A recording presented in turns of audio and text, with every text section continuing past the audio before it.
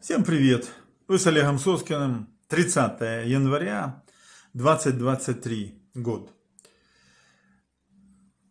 Просмотрим главные центровые события, которые будут на этой неделе в первой части или уже происходят. Обсуждаются все время вопросы, связанные с поставками тяжелой бронетехники, прежде всего танков, в том числе теперь заговорили про F-16 и другие вещи. Разные высказывания идут.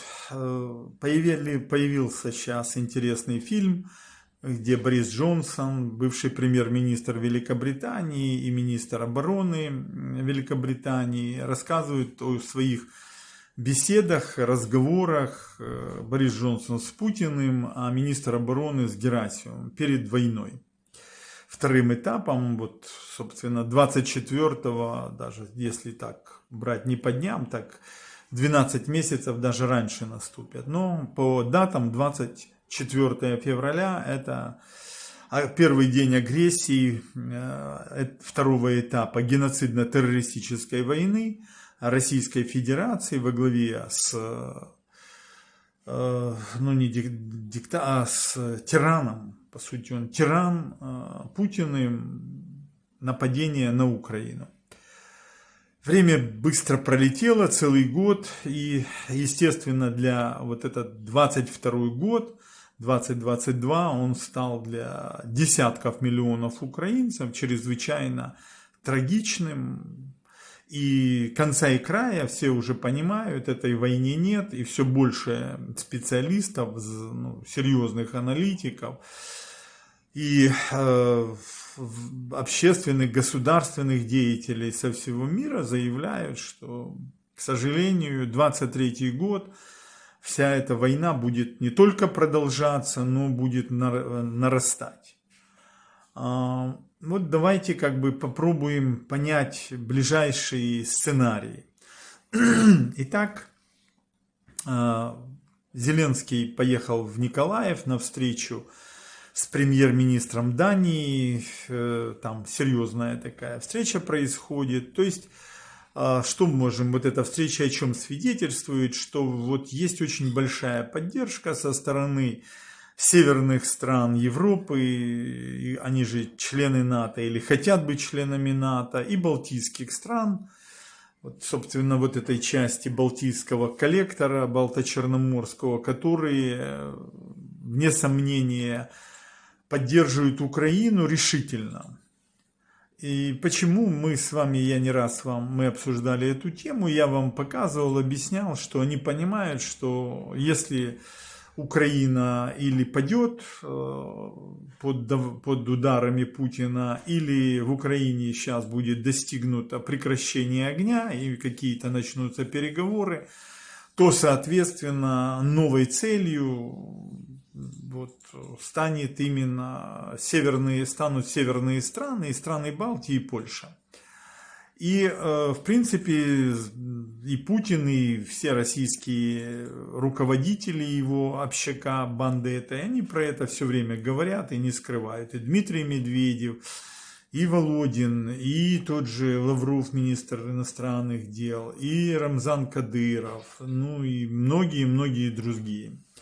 То есть практически все время находится в прицеле группа этих стран. Это Литва, Латвия и прежде всего, конечно, Эстония. Это, естественно, Польша, это Финляндия, Швеция и, естественно, это Дания. То есть эти страны, они постоянно находятся в прицеле у Путина. И он не раз выступал и говорил, что сравнивал себя с ублюдком Петром, первым так называемым, и говорил, что он добился больших успехов в Северной войне, и он хотел бы восстановить дело и позиции Петра Первого. Поэтому, естественно, что Путин от этого не отказывается, тем более опять появились информации, где заявляется, что если бы не Запад, если бы, не Соединенные Штаты и другие страны НАТО, то, конечно, Украина бы уже, без сомнения, была бы захвачена или принуждена к миру на условиях Российской Федерации Путина. К сожалению, будем реально говорить, это соответствует действительности, что Украина не производит никакого вооружения, по сути, ни снаряжения, не имеет ни денег, ни запасов, ничего. То есть все, что сейчас происходит, Украина держит фронт, это тяжелейший на востоке и на юге, это только благодаря западному оружию и западным деньгам и западным санкциям. Как известно, готовится 10-й пакет санкций против Российской Федерации Путина, и, естественно, они будут очень жесткие, очень жесткие. То есть, ну и Путин неоднократно говорил, что цели его вся клика, что цели будут достигнуты спецвоенной операции, как они называют эту фазу войны с Украиной. То есть, ситуация, она фактически тупиковая. Она просто тупиковая. И пока она концентрируется, именно вся мощь Российской Федерации против Украины. Но с другой стороны, сейчас вот готовится визит там этого руководителя, который отвечает в Китае за иностранные дела, его готовится визит в Россию, и выступила представитель МИДа Китая, которая заявила, что главным виновником продолжающейся войны являются Соединенные Штаты Америки. То есть не Украина, не Российская Федерация, которая напала на Украину, что Китай по Будапештскому договору должен был защищать Украину, отстаивать интересы Украины. Вот что Украина не жертва. А что Украина практически сама в этом виновата, что Российская Федерация на нее напала, и что главным виновником, почему война продолжается, это Соединенные Штаты Америки, которым это выгодно. То есть это, по сути, на сегодняшний день уже официальная позиция коммунистическо-бандитского Китая Си Цзиньпина. К сожалению, офис президента молчит Украины, Зеленский молчит по поводу этого заявления, Министерство Кулебы иностранных дел молчит. То есть Китай, по сути, изменил свою позицию. То есть он совершенно уже стал на сторону Российской Федерации, и на весну готовится визит в Москву Си Цзиньпина. Вот это это совершенное изменение в мировом масштабе геополитической позиции. Очень важно также выступление сейчас Помпео, бывшего госсекретаря, а перед этим он ЦРУ возглавлял в Соединенных Штатах Америки, а у Трампа он был госсекретарем, который сказал, что надо искать компромисс, что он поддерживает Украину, но войны не должно быть. Очень серьезное выступление министра иностранных дел Италии, который сказал, Италия танки не даст, она не воюет с русским народом и так далее, и так далее. То есть кардинальное изменение, по сути, позиции Италии. Переход, практически принуждение Украины, что она должна начать переговоры с Российской Федерацией. То есть Китай, практически, я вам говорил уже, и Трамп, теперь Помпео, по сути, это республиканская партия. То есть они постоянно говорят, что, Киссинджер, само собой, и другие серьезнейшие фигуры в Соединенных Штатах говорят, что необходимо искать компромисс и, самое главное, прекращение огня. Вот это главный лейтмотив, который мы с вами видим. Уже не говоря про Эрдогана, Турция.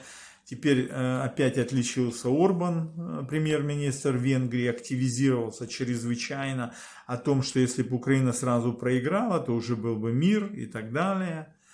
Опять заявление 30 января президента Хорватии, они и члены НАТО, и члены Шенгена теперь, как известно, то есть Европейского Союза в полном объеме. о том, что никакие танки не пойдут, немецкие леопарды, в Украину, о том, что вообще не надо поддерживать в этом плане Украину, что нельзя дразнить Россию. То есть уровень целых стран, я подчеркиваю, это печально, может быть, для многих, но мы должны быть объективными реалистами. Надо освободиться от этого ража, от этого эйфории. Надо начинать думать объективными категориями. То есть все больше стран в Запада, в Европе, ну и прежде всего большая часть уже высшего эстеблишмента США, а Трамп это кандидат в президенты на 2024 год выборы, они очень жестко заявляют о том, что необходимо прекратить огонь. Тем более, я вам тоже объяснял это, что все более США разворачиваются в сторону Тихоокеанского региона, в сторону защиты Тайваня, поскольку Си Цзиньпин должен по всем их как бы вот таким уже расчетам напасть на Тайвань где-то в 2025 году. То есть будет война, будет тайваньско-китайская война, и США будут, конечно же, на США, Япония, Австралия, Новая Зеландия, Сингапур, конечно же, Южная Корея, они будут воевать на стороне Тайваня. То есть грядет фактически вот эта Тихоокеанская война. Поэтому это серьезнейший вызов для всех. Ну, параллельно я вам говорил, что фактически начинается, и Папа Римский про это сказал, так израильско-иранская война. Соответственно, она будет усиливаться, разрастаться. Ну и, естественно, с Турцией очень тяжелейшая ситуация разворачивается. То есть мы с вами видим, что возникают новые театры военных действий, и поэтому в этом плане Украина становится, она уже не в тренде, ее вам объяснял, я посмотрите предыдущее видео, ее как бы уносит с этого основного фарватера, и, естественно, ситуация становится очень негативной для Украины. Танков, конечно, знаете, это несерьезно, это давайте реально говорить, то есть в ближайшие 3-4 месяца никаких танков не будет, а даже если какие-то поступят, то это очень мало. То есть мы же помним, даже тот же Залужный говорил, что ему надо 3 бригады, ему надо минимум 300 танков и так далее, и так далее. Тут речь идет о десятках пока танков. Никто не подготовлен, даже не хочу это объяснять, это и так все понятно. Следующий важнейший момент вот в связи с этим, то есть я вам показываю картину, чтобы вы понимали и принимали для себя соответствующие решения. Потому что есть бла-бла-бла, есть там вот эта вот так эйфория, есть власть, которая села на денежные потоки, на вот эти заняла командные высоты в государственном аппарате и так далее. Их интерес понятен, их совершенно, это зелено-желтого этого сообщества, их интерес совершенно понятен, и понятно, что они хотят продолжать вот этим заниматься. Но, конечно, при власти, при деньгах, при славе, при абсолютном попрании Конституции, это прекрасно. Это только мечтать можно было любому из президентов предыдущих, да, Кравчуку, Кучме, там, Ющенко или Януковичу или Порошенко, то какие сейчас возможности, полномочия имеет Зеленский и его группа, которая полностью находится вне контроля. По сути, давайте реально смотрим Конституцию Украины, есть абсолютное ее попрание, по сути сформирована клика, и совершена узурпация власти, и народ, как український народ, є єдиним джерелом влади. Єдиним. І здійснює владу безпосередньо. А потом идет и, так сказать, госструктуры, эти органы госуправления и местного самоуправления. То есть народ отрезан полностью на сегодня от власти, и проявлением этого являются, уже идут массовые аресты тех, которые так или иначе не хотят идти на войну, и их там вот лейтенант получил 3 года уже, и там другие, есть и оправдательные, но очень много уже суды начинают людей садить в тюрьмы, то есть нечем больше заниматься в Украине за то, что они не хотят идти на войну. Но я считаю, что это очень опасно. оно приведет к тяжелейшим последствиям. Почему? Потому что сама экономика, она уже обрушена. Экономика обрушена, и не секрет, Нацбанк еле-еле удерживает курс гривни, он постоянно понижается, то есть реально курс гривни сегодня 1 евро превысил уже 43 гривни. Официальный курс где-то 39 гривен 75 копеек, а так реально уже больше 43 гривен. Это катастрофа, это девальвация, инфляция и все остальные вещи сопутствующие. Как только начнет ухудшаться еще ситуация, то, конечно, будет взрыв. И вот давайте мы с вами вот этот момент, я на нем остановлюсь, а потом еще в следующем видео мы его расширим. Смотрите, что получается. Я думаю, там идут разные сообщения, что не нападут они на Киев, что у них сил нет. Конечно, прорваться на Киев они не могут, московиты, тут понятно. А мы должны говорить о другом, о критической ситуации в энергосистеме Украины и электрической. Видите, что в Одессе делается, в других городах и так далее. Так вот, смотрите, что происходит. Итак, 2 февраля будет 80 лет победы типа Советского Союза в Сталинградской битве. Конечно, там это мог Паулюс ничего и не проиграть и так далее. Она шла с 17 июня 1942 по 2 февраля 1943 года. И тогда там сдались, это сотни тысяч немцев сдалось. И это был как бы очень серьезный уже перелом в этой битве. Так вот здесь что важно. Что уже Песков заявил, сначала появилась информация, что Путин едет туда на 5 дней, 30-го выезжает и будет там чуть ли не до 5 февраля. Песков сказал, нет, это не так, это якобы однодневный визит, и он заявил, что они скажут, 2 февраля это уже будет празднование. То есть мы имеем 30 января, да, то есть где-то в какой-то из дней перед 2 февраля Путин должен туда поехать. Почему заговорили о 5 днях? Как бы тогда понятно, что Путина не будет, он будет в Волгограде, туда ракеты никакие, беспилотники практически почти не долетают. И мы с вами понимаем, что должен быть удар, и мы это обсуждали, и другие эксперты говорят, по Киеву, по центрам принятия решений. Поскольку все больше западных лидеров и других лидеров выступают против продолжения, то есть поддержки Украины и продолжения войны, говорят, что необходимо прекратить войну, то, в принципе, когда это может произойти? Когда Киев станет практически неуправляемым, правильно? Когда это будет? Когда будет нанесен вот этот удар баллистическими ракетами, и С-400, и Искандерами, и калибрами, и кинжалами по Киеву. Вот я так думаю. Вот я выскажу такой самый поганый сценарий, который только может быть. Он должен быть по Киеву и по Львову, по 2 городам нанесен. Обязательно, потому что это должен быть акт устрашения, колоссальной мощи.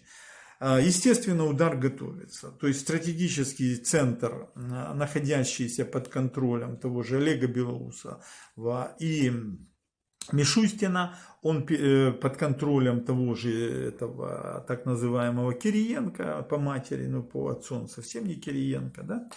То есть идет разработка вот этого удара с помощью технологий, называемых штучным интеллектом и так далее, теории вероятности, какой мощи должен быть удар, чтобы окончательно уничтожить электрическую и энергетическую систему Украины и разгромить соответствующие центры принятия решений. То есть судебная ветка власти я вам называл, да? Это Верховный суд, это Киевский апелляционный суд, очень такой, он представительно стоит на этой площади, это здоровенный небоскреб. Это, конечно, правительственный квартал, будем реально говорить, то есть, надо же быть реалистами, да, Верховный Совет, Кабмин, администрация президента, Дом с химерами и так далее. Это, видимо, удар по Киевскому вокзалу, и по недобитым еще электростанциям, подстанциям, высоковольтным проводам и так далее. Вот с моей точки зрения, Путин должен это совместить. Он всегда такие вещи совмещает. То есть, если это 2 он должен там быть, конечно, он всегда, так сказать, меняет эти процессы.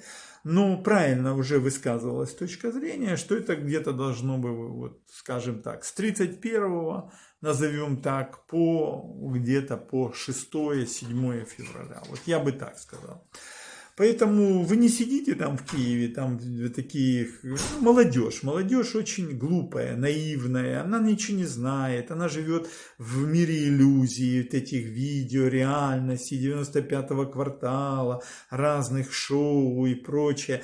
То есть они никогда, они не знают, как говорят, не воевали вы, да, не голодали, не воевали, они не знают, что это такое. Старшее поколение знает, но ему никто не верит. При власти сегодня 40-летние и 30-летние. Соответственно, это все дети. Дети с песочников, которые набрали без знаний, без квалификации, компетентности, без инстинкта самосохранения. Это все так называемые компьютерные болванчики, основная часть. Поэтому они совершенно не воспринимают. Очень много девушек, женщин, которые вообще этого не понимают. Ну и огромная эйфория и пропаганда. Поэтому вот я бы высказал такую точку зрения, что не рискуйте. Потому что, то есть Путин не может остановиться. Ему надо во что бы то ни стало сейчас демонстрационная какая-то, ну, даже не победа, а такой акт устрашения и уничтожения центра врага. Он понимает, на фронте прорваться не могут. Да, там вот это Солидар, то все, но ну что, даже Благодатное, и то их выбили, Угледар выбили, там их просто тысячи лежат. То есть и украинцы несут страшные потери, но и россияне еще больше. Поэтому ему нужен какой-то устрашающий такой, скажем, акт, который бы просто поверг всех в шок, и другие бы страны и руководство поняли, что Путин не остановится. Где этот шок может быть? Это Киев и Львов. Вот два очень таких города, которые покажут, что Путина никто остановить не может.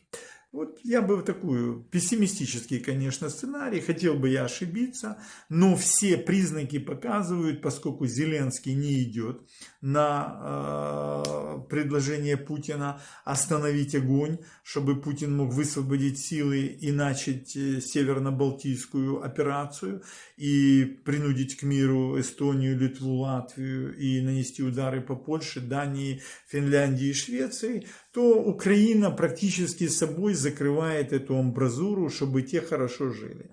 Ну, раз так, Путин говорит, тогда вы свой выбор делаете, тогда я наношу тот удар, про который я вам постоянно говорю. Раз вы не хотите более, так сказать, идти на какие-то другие, так сказать, условия, ну тогда получите по полной. Вот я так думаю, исходя из его психики КГБиста и так далее. Вот. Ну, то есть он же уже не человек, вы должны это понимать. То есть он фактически инфернальная сущность. Поэтому, а с инфернальной сущностью как бы думание, переговоры, они вообще бесполезны. Поэтому то, что происходит сейчас в Украине, западные там эти политики и так далее, Шольц говорит, Макрон, мы будем с ним говорить, мы все время в контакте и так далее. Это, ну, как с Садом говорить, ну, как, ну, это просто, ну, глупо. Вот, но тогда надо готовиться. Удар будет, он будет, только когда, мы с вами не знаем. Но упрежден, спасен.